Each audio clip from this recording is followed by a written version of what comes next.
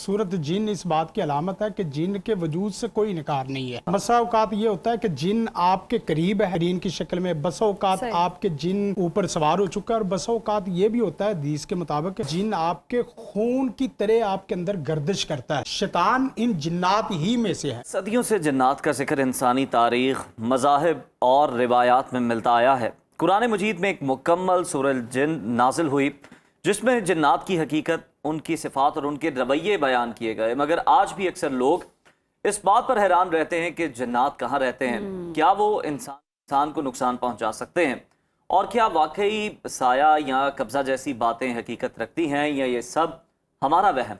जी बिल्कुल। और आज के प्रोग्राम में जी हम इसी पर इसरार मौजू पर बात करेंगे और जानेंगे कि जिन्नात और शैतान में क्या फ़र्क है, और इनसे बचाव के लिए कौन सी कुरानी आयात और दुआएं पढ़नी चाहिए, और अगर अचानक ना हो जाए तो इंसान को क्या करना चाहिए। तो हमारे साथ जी स्टूडियोज़ में मौजूद हैं मारूफ रूहानी मुआलिज कारी शफीकुर रहमान साहब। वेलकम टू सुनो पाकिस्तान। बहुत शुक्रिया आपके वक्त का। कहिएगा सबसे पहले तो कुरान और सुन्नत की रोशनी में जिन्नात की तख्लीक और उनकी फितरत के बारे में क्या बताया गया है, और अगर ये वाकई नज़र आ जाए तो फिर क्या करना चाहिए। बिस्मिल्लाहिर्रहमानिर्रहीम। उज़ैर भाई, असल में जिन जन्न दोनों मौजू है, इंसान भी है। तो देखें, अल्लाह ताला ने कुरान करीम में जिन का तज़किरा किया है। सूरत जिन इस बात की अलामत है कि जिन के वजूद से कोई इनकार नहीं है। सही।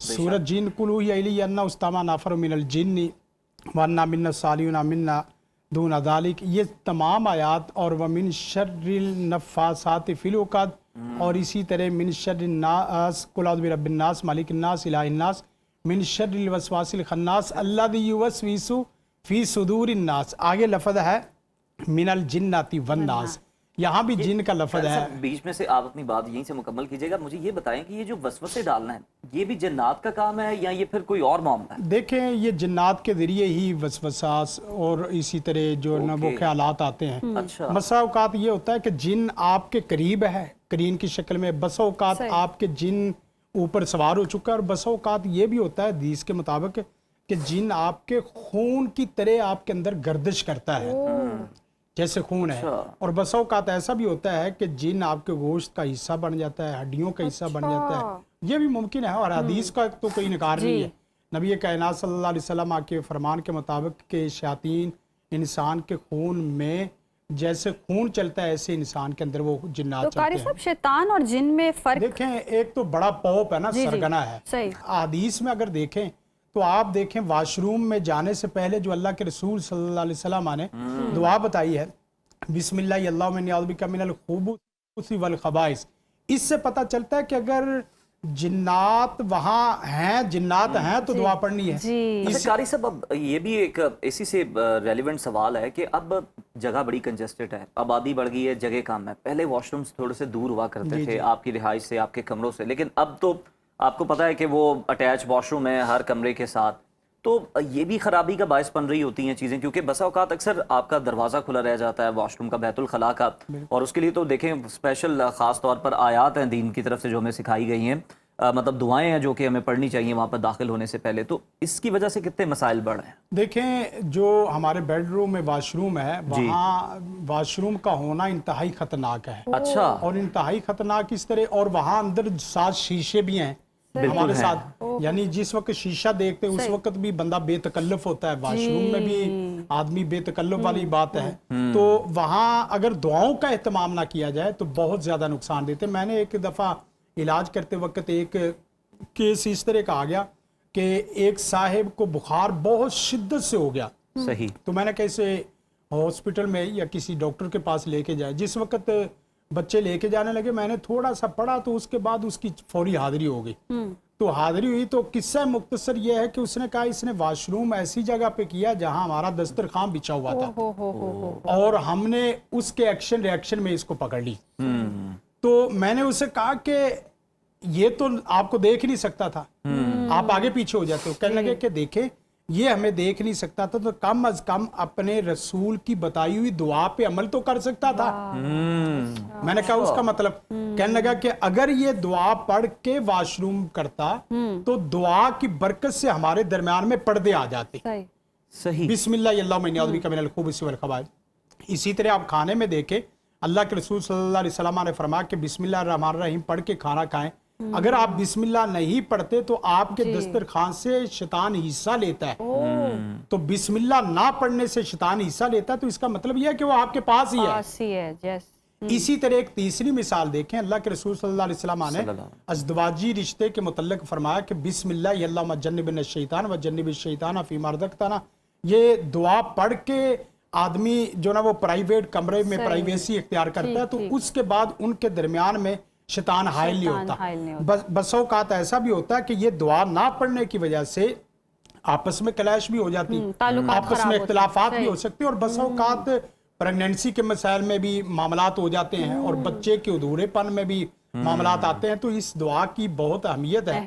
آپ جہاں بھی دیکھیں اللہ کے رسول صلی اللہ علیہ وسلم نے رات خواب کے اندر جس وقت آدمی بے چینی کا شکار ہوتا ہے، اس کے اوپر گھٹن گھبراہٹ آتی ہے، سینے کے اوپر بوجھ آتا ہے، تو اللہ کے رسول صلی اللہ علیہ وسلم نے فرمایا کہ جب بھی اٹھے تو فوراً سے پہلے ایک تو دعا وہ ہے جو خواب آئے، شیطان خواب دل کھاتا ہے، اور اس کے بعد اس کو ظاہر کرنا ہے، بائیں کندھے میں آپ نے پڑھنا ہے اعوذ باللہ من شر الشیطان و شر ما فیہا، یہ پڑھ کے بائیں کندھے پہ پھونکے. کون آدمی ایسا جسے خواب نہیں آتا، اور کون آدمی ایسا جسے بدا یا برا یا ڈرونا خواب نہیں آتا؟ تو یہ دعا سب کو یاد کرنی چاہیے. اور اگر گھبراہٹ ہو تو اعوذ بکلمات اللہ التامات من غضبہ و عقابہ و شر عبادہ و من حمزات الشیاطین و اعوذ بک رب یحضرون. میں اللہ سے ڈر کے کہتا ہوں، اللہ پاک کی قسم اٹھا کے بھی کہہ سکتے ہیں کہ کوئی آدمی جنات کے خوف میں مبتلا ہو، یہ دعا پڑھ لے، دنیا کا کوئی جن اس کو خوف میں مبتلا نہیں کر سکتا. اللہ کے رسول جو جن ہیں یہ کیا شیطان ہی ہوتے ہیں؟ جن دیکھیں یہ شیطان کی ایک نسل ہے، یا آپ یوں کہیں کہ شیطان بھی جنوں میں سے ہے. شیطان ہی جنوں میں سے ہے. تین مخلوق ہیں، انسان ہے، جنات ہیں، اور 7 فرشتے ہیں. شعوری مخلوق یہ تینوں ہیں. شیطان ان جنات ہی میں سے ہے. صحیح. جس طرح ہم نے قرآن جی کی آیت پڑھی من الجنۃ والناس.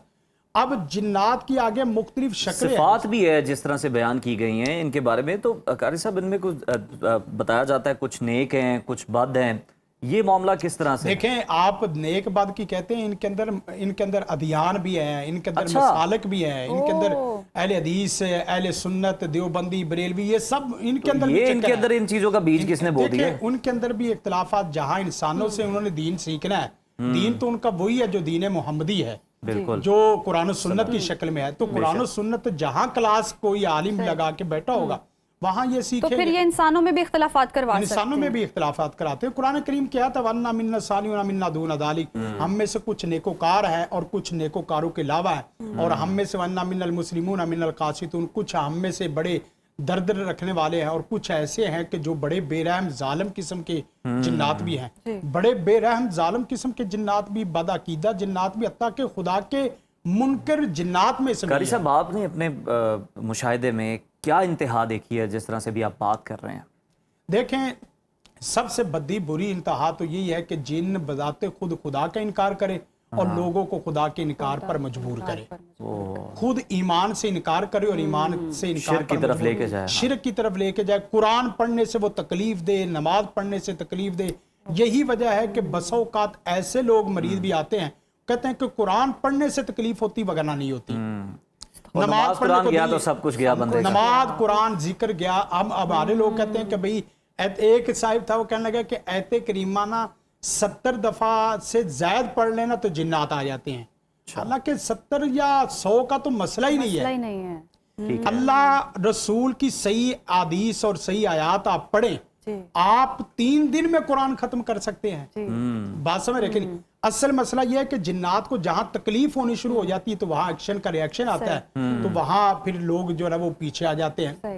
ایک دعا بتاتا ہوں، جو آدمی یہ دعا پڑھ لے، دنیا جہان کا جادوگر، دنیا جہان کا شیطان، دنیا جہان کا شریر، دنیا جہان کا کوئی جن، اس سے دنیا کائنات کی کوئی بھی ذرہ برابر تکلیف نہیں دے سکتا. اللہ کے رسول صلی اللہ علیہ وسلم کی دعا ہے، اسے رقیہ جبریل بھی کہتے ہیں. جبریل علیہ السلام نے اللہ کے رسول کو یہ سکھایا باقاعدہ.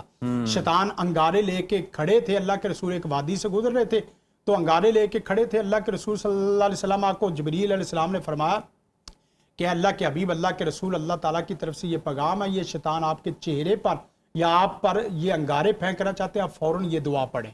کتنی پیاری دعا ہوگی یہ دعا جو रसूल कायनात को बताएगी। दुआ क्या है?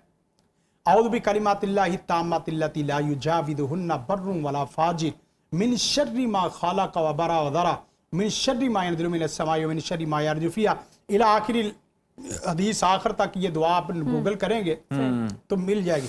मतलब क्या है कि मैं अल्लाह के उन कलिमात के साथ अल्लाह की पनाह में और अल्लाह की जो ना वो पनाह में आता हूँ, जिन कलिमात के बाद दुनिया का कोई नेक अपनी नेकी की वजह से मुझे नुकसान नहीं दे सकता और कोई शरीर अपने शर की वजह से मुझे नुकसान नहीं दे सकता। बिल्कुल ठीक है। आसमानी मखलूक भी, जमीनी भी, जमीन से निकल के जो ऊपर जा रही है वो, और जमीन के अंदर दाखिल हो रही है वो, आसमान से नीचे आ रही है वो, जो आसमान से ऊपर आ रही है वो, कोई चीज इनका नाम तो इतना बड़ा रेफरेंस है और इतनी खूबसूरत दुआएं जो है वो आपने कारी साहब बिल्कुल हमारे देखने वालों को बताई हैं, और उनसे यकीनन उनकी जो मुश्किलात है वो दूर हो सकती है, उनका अज़ाला हो सकता है और वो सुकून पा सकते हैं।